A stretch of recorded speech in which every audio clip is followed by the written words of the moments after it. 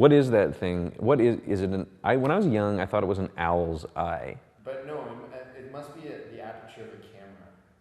Why? So Bond is killing the cameraman? So we just got back from Quantum of Solace, or Solace, or Solace, if you don't speak English. The new Bond film, the first one directed by Mark Forster, who directed my favorite movie of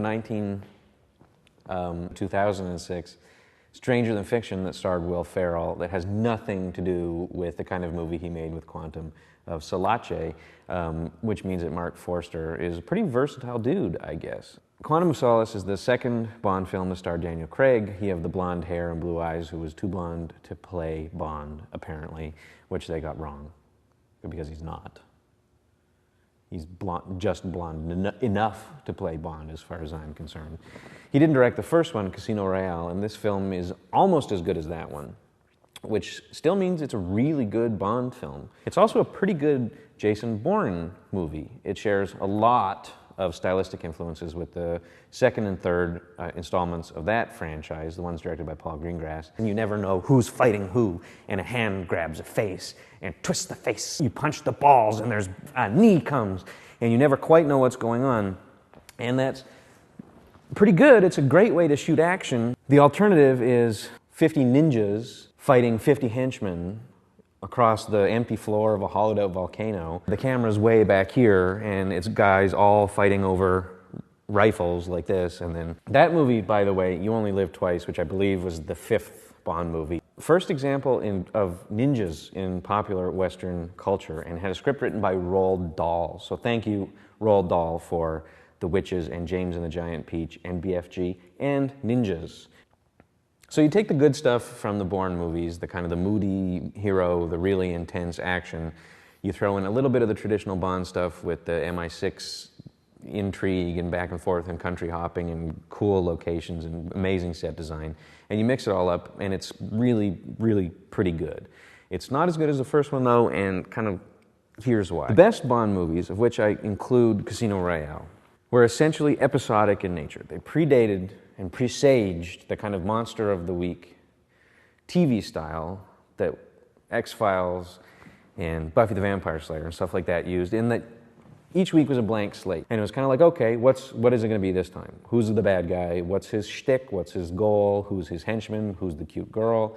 They all come in, they fight, they screw, they smooch, they stab, they shoot, explode. They're gone, they're done.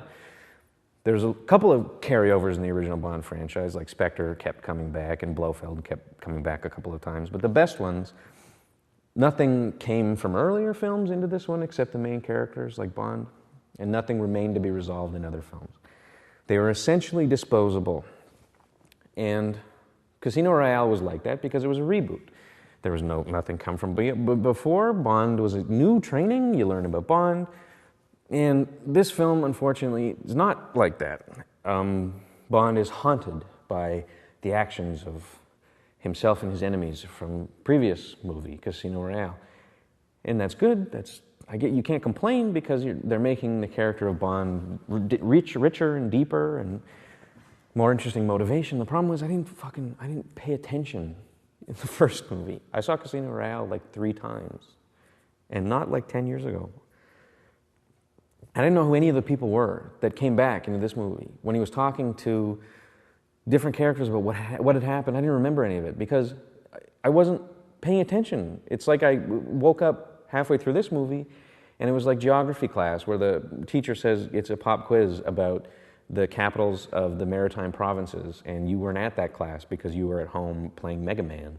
And St. John's, I guess, would be the answer for all 5 questions. I didn't remember who killed Vesper Lynn or what happened to Le Chiffre, because when I watched that movie, my brain shat it out as soon as I left. It said, great, a fun, disposable popcorn movie that I don't ever have to think about again. And then this time I'm supposed to remember because now there's all these, various plot lines into it. And I don't necessarily want that for Bond.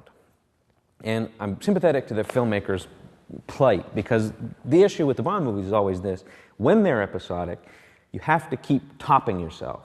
The gadgets have to get neater. The problem with this is they eventually get so neat they get retarded. The invisible car at the Ice Hotel, where Bond parks this invisible car that's invisible for no reason. He parks it in a parking spot, in a parking lot, and nobody parks their car into it. Your car will be cursed if you park.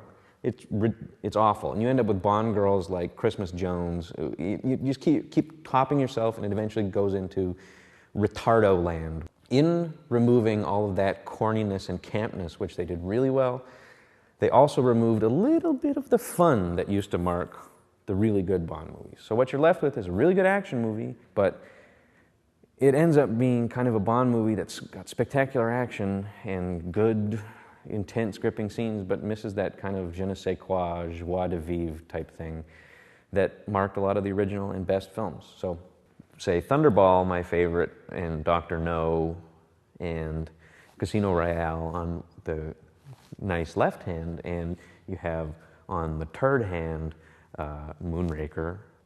It ends up here,